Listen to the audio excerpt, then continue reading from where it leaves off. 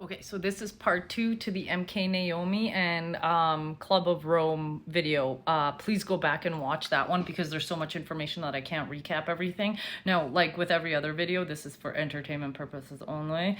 But these entertainments come with some receipts. But you guys do what you will with them and make your own conclusions. I don't want to push any ideas in anyone's head, but this is what I found.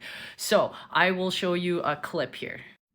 So remember in my last video where I said the Club of Rome got together with the CIA to make something called Project MKNaomi, which basically studies bioweapons and chemical weapons on people? Well, basically, the Special Operation Division scientists at Fort Detrick, Maryland, worked with the NIH, which was run at the time by Dr. Robert Gallo and Dr. Anthony Fauci, to basically make a policy called the National Security Study Memorandum. And I found the document, and it is declassified. Let me show you. Here it is. Now, you guys can Google that at the top there. That's why I left that on there. Or you can Google NSSM 200, but make sure that you use VPN and don't use Google. So I'm going to go through some of the things that it says in this memorandum. Basically, they're stating that if we have an exponential growth of population, which, by the way, started after World War II during the baby boomers, that we would have a lot of issues, not just food security, but also that we would have security issues with governments and other agencies, and that this would cause basically a giant collapse of the entire system that they have created so far.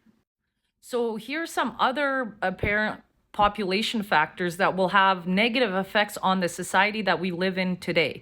Now, in my last video, I showed paperwork that they were basically trying to depopulate us through, jibby jabbies.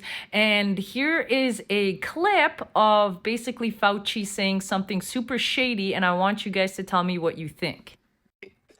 There might be a need or even an urgent call for an entity of excitement out there that's completely disruptive, that's not beholden to bureaucratic strings and processes. So we really do have a problem of how the world perceives influenza, and it's going to be very difficult to change that unless you do it from within and say, I don't care what your perception is, we're going to address the problem in a disruptive way and in an iterative way, because you do need both. But it is not too crazy to think that an outbreak of a novel avian virus could occur in China somewhere.